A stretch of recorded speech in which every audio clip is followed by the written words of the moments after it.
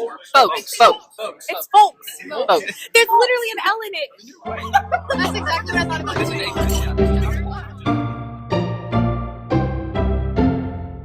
Alrighty, welcome back to Table Talks. This is Levi Fox. Opening today's show, we are joined by Bailey Snydowski, Lydia Chambers, Celia Shields, Caitlin Smith, Caleb Teachout, Ethan Fox, and guest speaker today is Sarah Stiles, all the way from somewhere, Pennsylvania.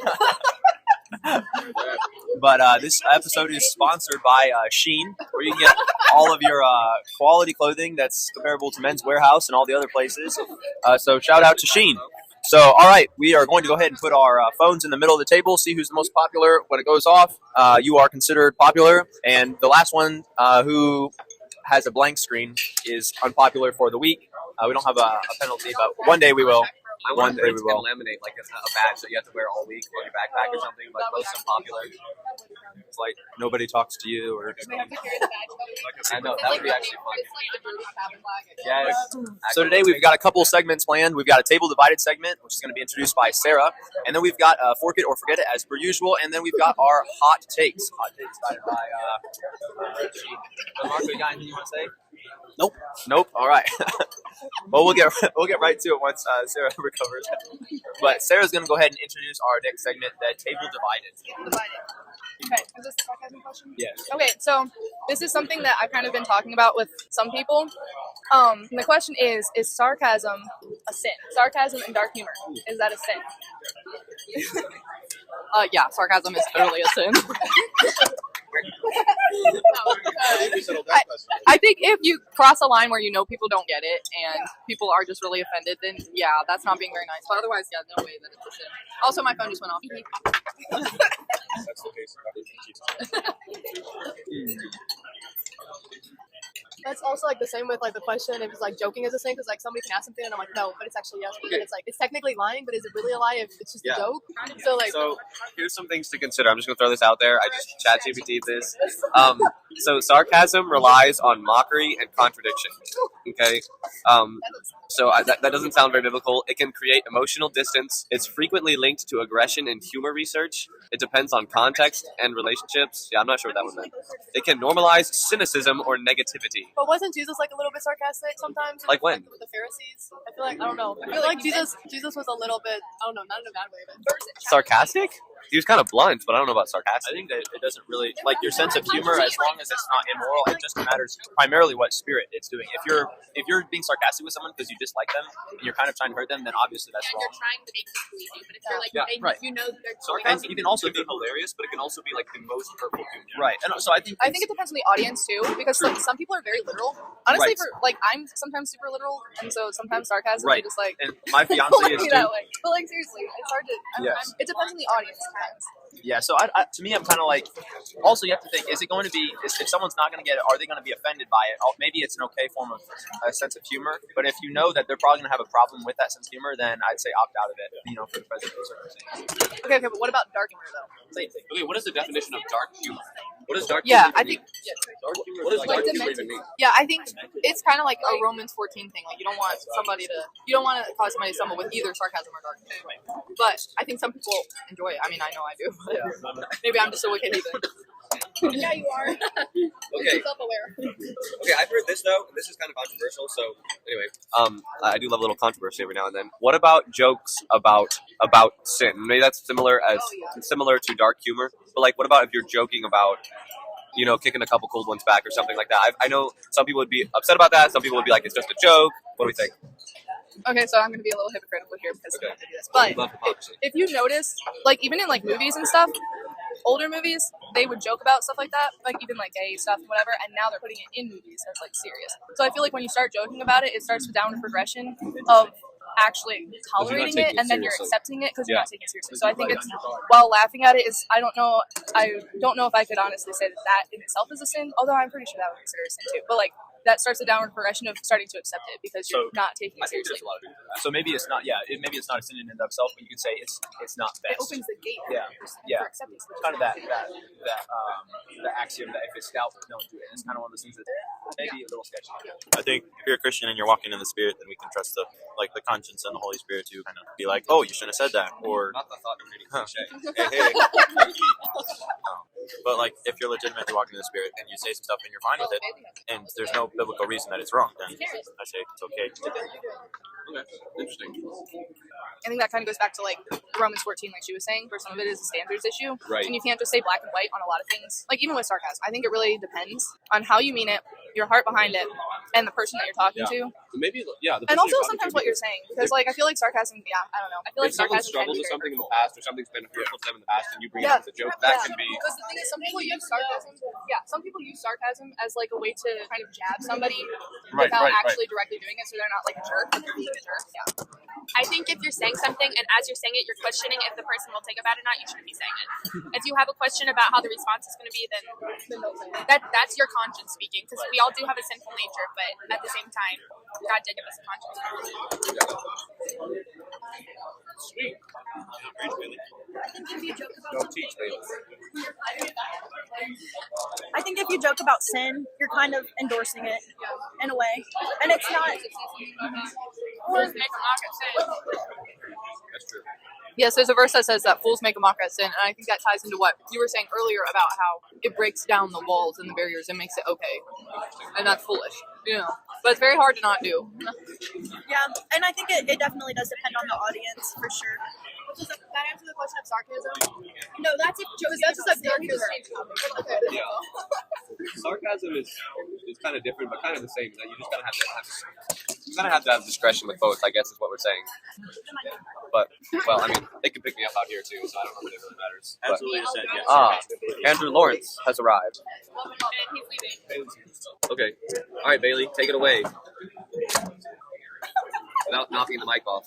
By the way, on this one, can we please be somewhat quiet so that it's not the loudest thing ever? This segment always makes me feel really self-conscious. Before you don't forget it. I have really good things to say Well, about that was a really good introduction, Levi. Didn't even notice you doing it. Um, Cut that out later. That's pretty good. I think we should keep your introduction. No need to say more. This is fork it or forget it, folks. Wait, hold on. I just have to stop for 1 second. Did you just say folks? Yeah, folks. Fork it or forget it. Fork it or folks. It's folks. There's literally an L in it. That's exactly what I thought about. This is English, yeah. Just because of the letter folks. Does anyone else say folks? I didn't say folks. I said folks. Folks. Like you're saying fox to the British accent. Yo! I didn't even think about that. Not my last name being spelled Folx. Grammatically, it makes sense, but I just never said it that way. That's so funny. I don't care about no grammar. Anyway, It's your turn first. so we're going 1 out of 5 stars on the meal today. Did Levi have to start? I need rate. Well, I finished Mr. T it. just said Sarah's back. I'm gonna give it a 4. I'd give it a solid 4. The meat was phenomenal, and the rice and carrots were good. I agree. This is probably one of the best meals I've had in a while. From a master. Wow, high praise indeed. Indeed. I would give it a 4. It was pretty good today. That was fantastic. I loved it. They should, make that kind of food more often. Says the guy with a salad on his plate. With chicken from the hot. Okay, the chicken is good and the rice is good, but it's a little bland. Just a little bit. Bailey says the carrot soup is good. I think anything tastes good with ranch, so that That's would fix true. your food taste. Also, I have a weird relationship with food, so I don't know. I guess I would give it a 4. I hate to be a dissenting. I think at this point I don't want to be a dissenting voice, so I'm just gonna say 4 because it is pretty good. What do you think? 1 to 5 stars. I mean, I like chicken, so out of what? 1 to 5 stars. 3.5. 3.5. Okay, all right. Man, Anton Ego over here actually rating something we just hear. Andrew gave it a 3.5. That's like exponential levels of growth. Alrighty, Andrew. So you are going to introduce our next segment, the hot takes. You guys saying to do that? All right, we're gonna do the hot takes. Where are they? Right here. All right. Then. Okay, if you order from companies like Shein, are you supporting China? No, not China. Oh, child labor. Yes to China. All right, what do we think? Pick up the mic.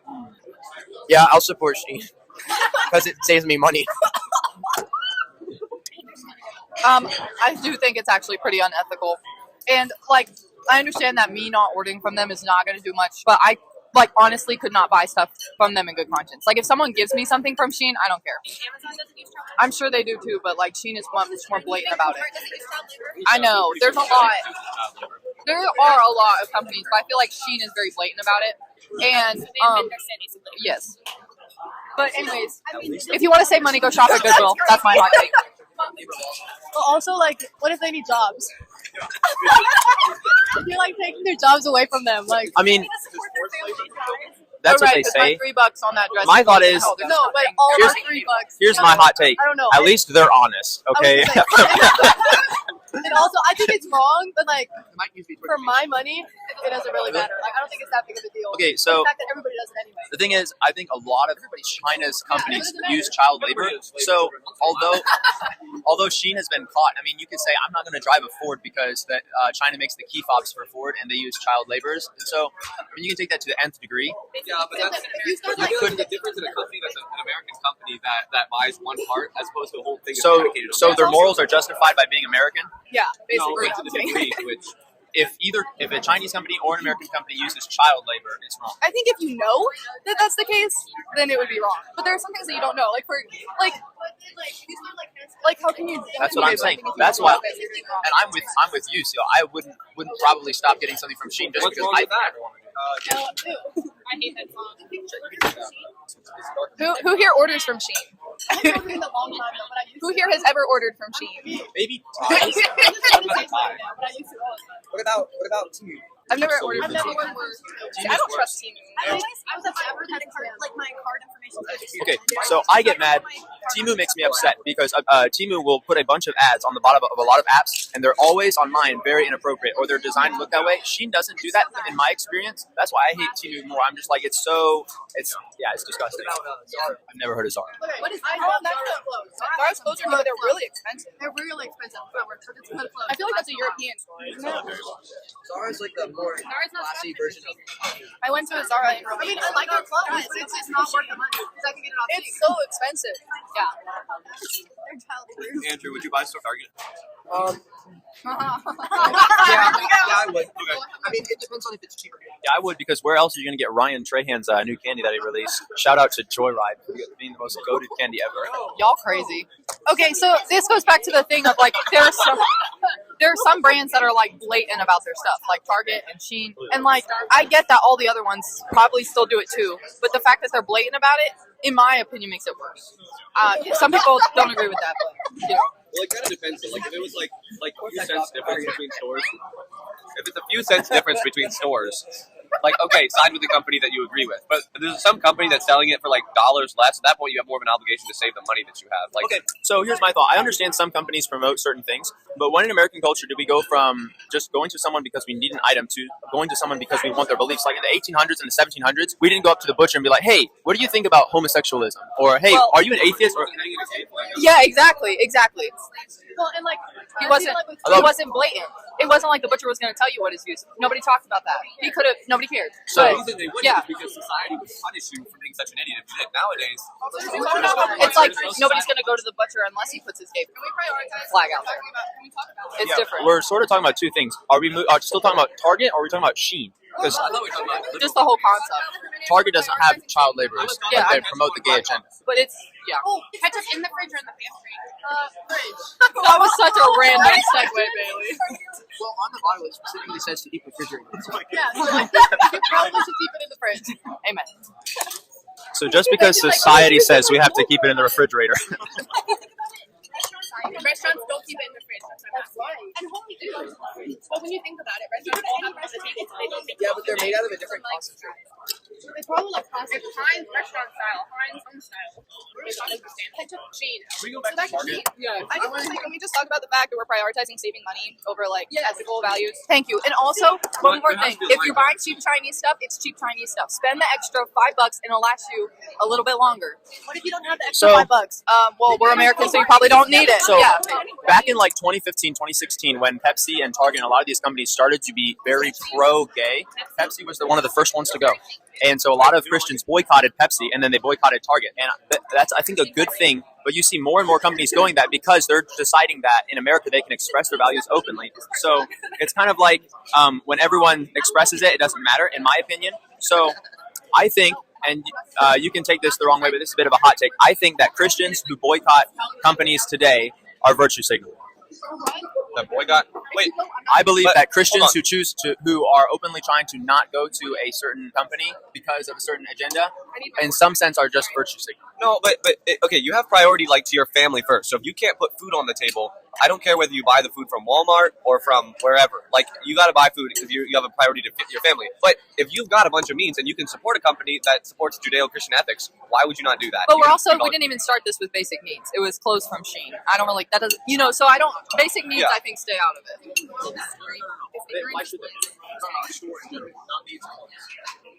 Okay. Well, if you're talking on a hard, fast principle like a Bible doctrine, that would be one thing. But I think a lot of this has to do with discernment, and discernment can always flex, and that's going to, whether it's a want or a need, is going to play into whether you want to order from these companies. Okay, my mom was like big into Your mom? the whole Mr. Fanfare over there. She's still bitter about that. My mom would go to Joann's, and then they started supporting the whole gay rights thing. And Joann. they completely bombed their own company by pushing all of this stuff, and people didn't really care that much. And Hobby Lobby was so much more conservative in their views, and their store was such better quality that literally all the Joann's across the country just totally shut down because they didn't have business anymore because people stopped supporting them. Okay, they were let me just say that 95% of all companies are owned by BlackRock. Like, and this is not a conspiracy. This is for real. And BlackRock is extremely leftist leaning. So really, and here's, I think it's the same argument as how people used to say we don't go into restaurants if it has a bar. Well, then every restaurant and their mom started to have a bar in their restaurant. So then most people now they go to restaurants to have a bar. I think every company is owned by BlackRock or the other company that whatever it is. And at this point, no matter where you buy something from, your money is going to those agendas, and you can't help that. So it's either you buy a farm and live like an Amish, or I was gonna say the moral of the story is just go off grid and just isolate and live for yourself. Why can't it not be little things? The Daily Wire. The Daily Wire has created companies to replace in little areas. Like, they made their own but they're so expensive. I know, but I'm saying if you've got the means, why wouldn't you push back a little bit instead of just giving in? So, I'm not saying you got to as an American, buy everything from a conservative company. But as an American, you have the freedom of choice to choose what company you want to support. It's called capitalism and free market enterprise. But as a Christian, I think as American, you should be able to, and a company should be able to tell whatever their belief is. Because I think that's part of being an American and expressing what your beliefs are. And if we take that route, people could boycott Christian companies because they don't like Christian things. So, I think that there's a majority of companies, and you don't have to agree with this. I believe a majority of companies are, like Andrew's saying, leftist and gay, if you want to say that they're supporting that. So I'm going to take a little bit of a fatalist approach that there's going to be some things that you can say, all right, I'm going to go to Walmart instead of going to Target or whatever. But I don't think you're truly doing enough I don't think Christians can do enough to ever make an effect on the country. And I don't believe that someone's going to be stumbling because they see you going to Target as opposed to going into Walmart. So here's another interesting aspect of it. With the whole BlackRock and all these that kind of thing, it's pretty obvious that there are certain companies that are getting a monopoly, right? So Walmart, Amazon, these kind of companies. Not a monopoly, but it's a huge. It's not a monopoly technically, not yet. However, I really think that if we're going to keep the government out of our stuff, which they're already in it doesn't matter. But that small businesses, us supporting small businesses, even if we think it's not worth it, so this is totally not even spiritual. This is economical at this point. Personally, I would rather do that. Can I financially all the time? No, but there are certain companies that I'm not going to. Just because it's my own personal choice, like you said, everybody has a choice. But I do think that from an economic standpoint too, supporting these small places like the Daily Wire, stuff like that, is going to help us stay out of communism. What I will say, to sort of refute that a little bit, is when you support those companies, most of what you're supporting is for them to pay their bills, electric, water, that's going to the city. Usually the city is liberal. It's also going for them to pay for their systems, like PayPal, and if they use whatever, program they are online. And it is well known that most of those programs are extremely leftist leaning. You're basically paying to pay those companies that they are relying on to be a successful business. However, that would only work. That would only be the case if they weren't making any profit at all, because they are making a profit. Otherwise, they would go bankrupt, and then they would They're making a profit, but so are those. Right. So you're still supporting. Right. It just depends to. Right. Economically, though, like you said with communism, if they're they're supporting whatever the bigger company anyway. But if we weren't supporting them, then they wouldn't have the money to support those companies. They'd just be dependent on that anyway. Also, how do you get those grassroots conservative businesses to grow? How do you make a platform for electric for a program? How do you do those things? You got to start somewhere, and if you don't support anything that's ever I think a good example of that is companies like the Daily Wire, who started from nothing and are huge now. They have conquered the system, and there are some that can. But it does take a lot of work. I mean, you could say the same thing about colleges. You could say, well, Ambassador eventually is going to shut down because they're going to be run out of town by the other big companies. But that doesn't mean we stop supporting Ambassador.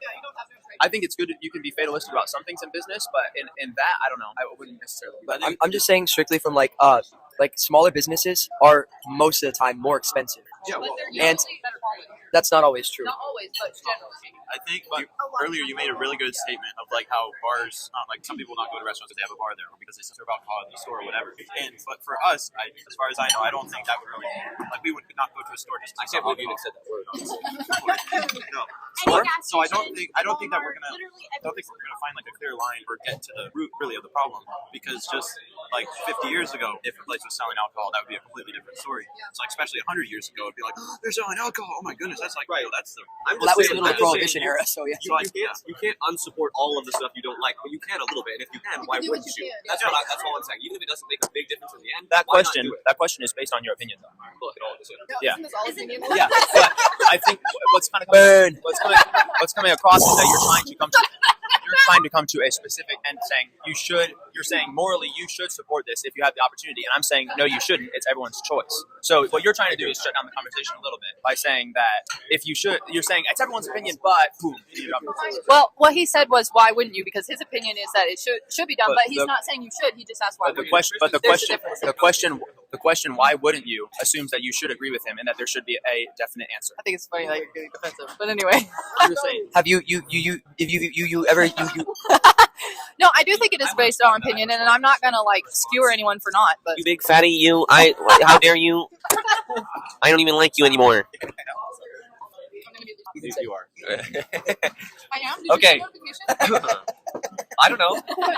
Okay, so I think that's Do not text me right that's now. it. Don't do that. All right, so I think this is going to be the first episode that we actually put out on our WhatsApp channel. So if you're listening to this and you have a comment, if you have a hot take that you'd like to give us, please contact one of our hosts. Let them know of your hot take. We might bring it to the table. If it's sufficiently just evil and corrupt and just despicable, then we'll bring it on the show because it'll fit right in, to quote Andrew Clavin. So anyway, this is Table Talks. We'll catch you next time. Let's be honest. The only people listening to this are the people at this table. Thanks to the last of our listener.